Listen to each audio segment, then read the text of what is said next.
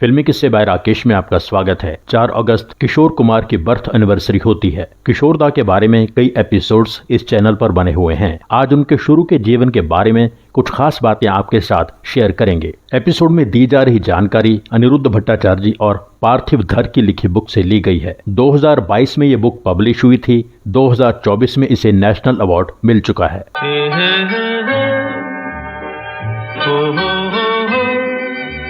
कुंजीलाल माधव गांगुली का जन्म 9 फरवरी 1883 खंडवा में हुआ था। कुंजीलाल जब बड़े हो रहे थे उन्हें पहलवानी करने का बहुत शौक था। लोकल अखाड़ों में अक्सर कुश्ती करते रहते थे। ग्रेजुएशन के बाद कुंजीलाल लॉ की पढ़ाई के लिए कलकत्ता चले गए। लॉ की डिग्री लेने के बाद कुंजीलाल ने खंडवा कोर्ट में प्रैक्टिस शुरू कर दी। उधर बहुत समय पहले भागलपुर रहने आई एक बंगाली फैमिली बैनर्जीज का बेटा था सतीश चंद्र, जिसे लोग कुमार साहब कहते थे। कुमार साहब के 4 बच्चे थे, 2 बेटे फिर 2 बेटियां, लूना और बीना। कुमार साहब की सेहत शुरू से नाजुक ही रही, उसी तरह उनकी बेटी लूना की सेहत थी। कुमार साहब चाहते थे कि अपनी बेटी की शादी किसी अच्छे तंदुरुस्त लड़के से करूं। इसी तलाश में कुमार साहब अपने एक दोस्त राम बाबू को साथ लेकर कलकत्ता गए और वहां लॉ कॉलेज में उनकी नजर कुंजीलाल पर पड़ी। कुमार साहब को कुंजीलाल बहुत अच्छा लगा। बाद में उसके बारे में पूरी इंक्वायरी की। जब सब कुछ सेटिस्फैक्टरी लगा तो रिश्ता तय हो गया। 1906 या 1907 में कुंजीलाल माधव गांगुली की शादी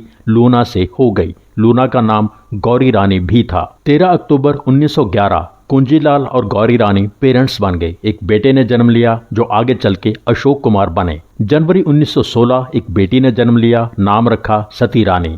सती रानी आगे चल के शशधर मुखर्जी की पत्नी बनी, यानी जॉय मुखर्जी, सोमू मुखर्जी और देव मुखर्जी की मां बनी। 24 मार्च 1924 कुंजीलाल और गौरी रानी की तीसरी संतान हुई, एक लड़का कल्याण, जिन्हें सब अनूप कुमार के नाम से जानते हैं। कई जगह जन्म का साल 1926 भी बताया जाता है। 4 अगस्त 1929 शाम के 4 बजे कुंजीलाल और गौरी चौथी संतान के पेरेंट्स बने। एक बेटे ने जन्म लिया, नाम रखा आभास कुमार गांगुली। एक ज्योतिषी ने कहा था कि बच्चे का नाम क से होना चाहिए, तो प्यार से उसे सब कीशु और खोका कहने लगे। गौरी अपने इस बेटे को प्यार से कीशु ही कहती थी। बच्चे की आवाज ऐसी थी जैसे लगातार खांसने की आवाज सुनाई देती हो। बच्चे की आवाज क्लियर नहीं थी। इसका कारण यह भी बताया गया कि एक बार किशु के जबड़े का इलाज गलत हो गया था, इस कारण आवाज खराब हो गई।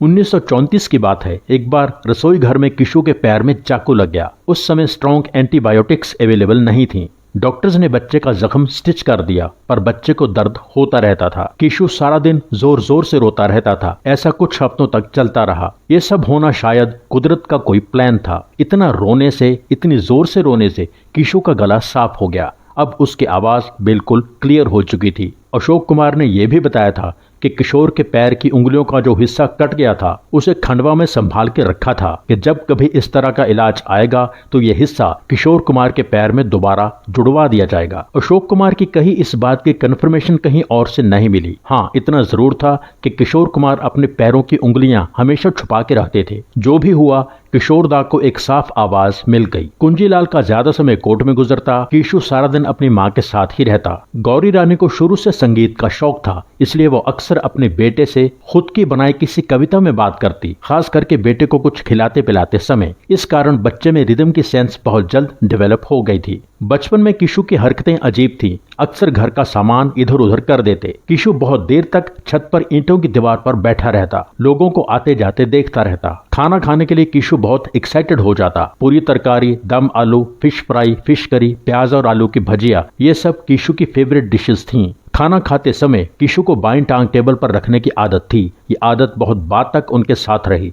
जब समय आया तो किशु यानी किशोर को खंडवा डबल फाटक स्कूल में दाखिला दिला दिया गया। स्कूल का नाम इसलिए ऐसा था क्योंकि उसको दोनों तरफ एंट्री थी। वैसे स्कूल का नाम था मक्खनलाल चतुर्वेदी विद्यालय। चौथी तक किशोर की पढ़ाई यहाँ हुई। अनूप कुमार और किशोर कुमार एक मूंगफली वाले से रोज मूंगफली खरीद लेते थे। बदले में उसे वो गाना गाने के लिए कहते थे जो मूंगफली वाला मूंगफली बेचने के लिए गाता था। फिर उसकी धुन पर अनूप कुमार और किशोर कुमार अपने हिसाब से कुछ फनी सॉन्ग्स बनाते थे। कुछ जलेबियां खा के, दूध का गिलास पी के किशोर अपने घर की दीवार के साथ लग के खड़े हो जाते। एक मुस्लिम और एक हिंदू भिखारी वहां से गुजरता। दोनों अपने अपनी धुन में अपना अपना गाना गाते। किशोर दा को ये दोनों गानों की धुन हमेशा याद रही। इसका इस्तेमाल उन्होंने कई बार किया।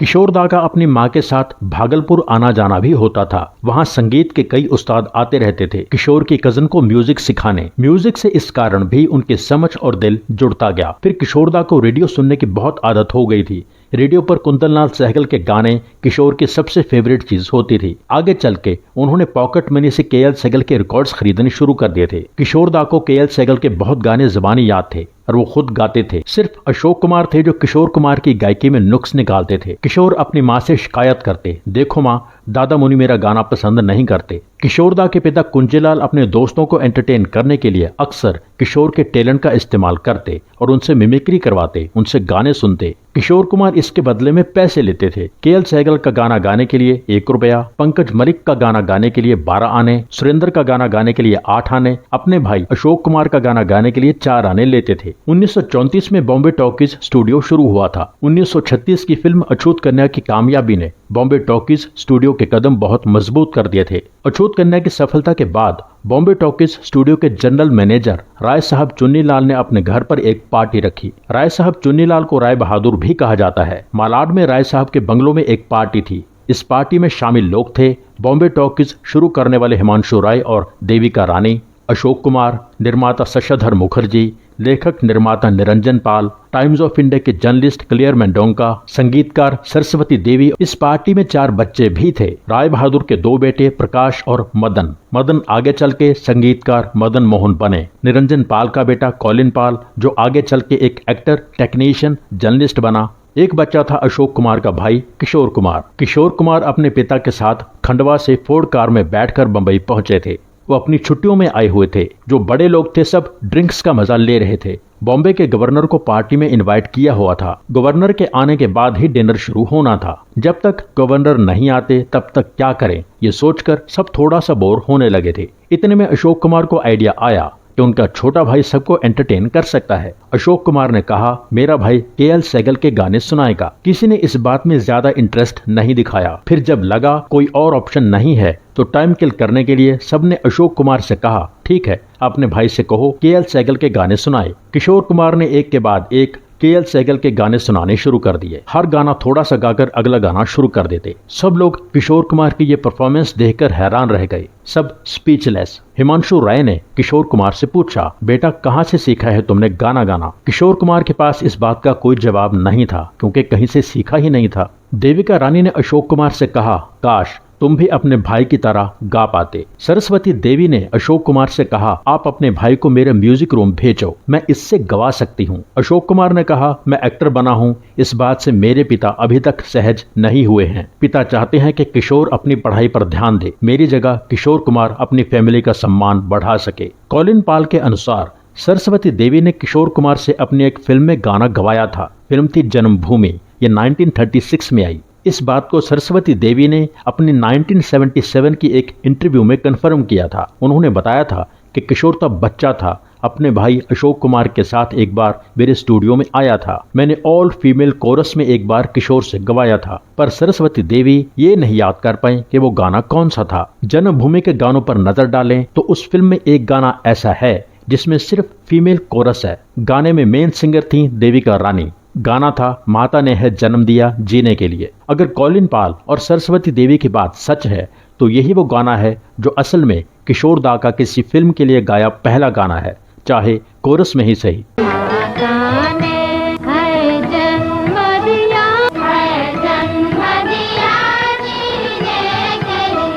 इस बारे में किशोर दा ने कभी कोई कंफर्मेशन नहीं दी। उन्होंने कहा कि मुझे इस बारे में कुछ भी याद नहीं। 18 जुलाई 1939 किशोर कुमार को खंडवा के एक और स्कूल में दाखिला दिला दिया गया। 5th क्लास से यहाँ पढ़ाई शुरू हुई। स्कूल से लौटते समय किशोर कुमार लालाजी जलेबी भंडार के पास से निकलते, वहाँ जलेबी खाने का अपना कोटा पूरा करते। किशोर कुमार अक्सर गाते थे, दूध जलेबी खाएंगे खंडवा में बस जाएंगे। ये बात आज भी खंडवा के लोगों में फेमस है। आज भी बहुत लोग ऐसा कहते हैं। समय गुजरता रहा, किशोर दा की लाइफ में बहुत कुछ चलता रहा। एक बार ऐसे ही वो हर साल की तरह इस बार भी अपने बड़े भाई अशोक कुमार के पास बंबई गए हुए थे। वो ये सोचकर आए थे कि मैं अब फिल्मों में एज प्लेबैक सिंगर अपना करियर शुरू कर लूंगा। उन दिनों जिद्दी फिल्म की शूटिंग चल रही थी। देव आनंद, कामिनी कौशल। शूटिंग पर वो कलाकार नहीं पहुंचा जिसने फिल्म में माली का रोल करना था। अशोक कुमार ने कहा ये काम किशोर कुमार से करवा लो। किशोर कुमार को माली बना दिया गया। जो डायलॉग किशोर को बोलना था उनसे बोला नहीं गया, वो नर्वस हो गए। अशोक कुमार ने कहा इसके होंठ हिलने का शॉट ले लो, बाद में वहां आवाज डब करके डायलॉग्स डाल देंगे। जब वो शॉट ध्यान से देखा गया तो होंठ हिलाने के शॉट में ऐसा लग रहा था जैसे किशोर ने कोई गंदी गाली दी हो। फिर शॉट दोबारा लेना पड़ा। किशोर दा के इस फिल्म में कई सीन्स हैं। जल्द ही वो कॉन्फिडेंट हो गए थे। हर बार किशोर कुमार अपनी तरफ से कोई लाइन ऐड करके बोल देते थे। छोटे सरकार यहाँ क्या कर रहे हैं? अबे करते क्या, देखते नहीं यहाँ गिर पड़े। एक बार गड्ढे में गिरकर फिर निकलना जरा मुश्किल हो जाता है। हाँ अरे चुप। जिद्दी में संगीतकार खेमचंद प्रकाश ने किशोर कुमार से 2 गाने गवाए। किशोर दा की एज प्लेबैक सिंगर शुरुआत हो गई। उनका पहला सोलो सॉन्ग था जीने की तमन्ना कौन करे। जीने की तमन्ना कौन करे। लता जी के साथ किशोर दा का पहला गाना इसी फिल्म के लिए था, ये कौन आया। ये कौन आया रे, मानेंगे ना हम जमाने से हार। किशोर दा की लाइफ में आगे क्या क्या हुआ आपके साथ शेयर करते रहेंगे। आज का ये स्पेशल एपिसोड यहीं पूरा होता है। एपिसोड के बारे में अपनी राय जरूर लिखें। Thank you so much. जिन दोस्तों ने चैनल सब्सक्राइब नहीं किया है प्लीज सब्सक्राइब कर लीजिए। सब्सक्राइब करके बेल आइकन में ऑल पर क्लिक कीजिए। एपिसोड लाइक कीजिए, शेयर कीजिए, कमेंट कीजिए। Thank you so much for watching.